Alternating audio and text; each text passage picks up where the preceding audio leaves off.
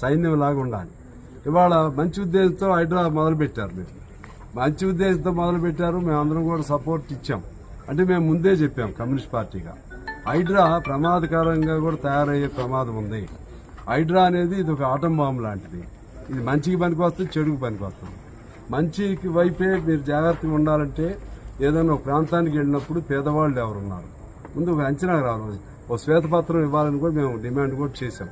అందులో పేదవాళ్ళు ఎవరు, కొనుక్కున్న వాళ్ళు ఎవరు, కబ్జాదారులు ఎవరు, అందులో చెరువు పక్కే ఉన్నాయి, నాళాలకే ఉన్నాయి, వాటి వల్ల నగరానికి ఇబ్బందిదాయకం ఉన్న ప్రాంతాలు ఏమిటి, గవర్నమెంట్ ప్రాంతాలు ఏమిటి, ఇవన్నీ కూడా మీకు ఒక అంచనా లేకుండా ఎట్లా పడితే అట్లా చేతిలో ఆర్డర్ ఉంది కదా అని చెప్పి పిచ్చాడి చేతిలో రాయి ఉన్నట్లుగా హైడ్రా అనే ఒక పదం పేరు పెట్టుకుని చేయకూడదు అనేది మేము విజ్ఞప్తి చేస్తున్నాం.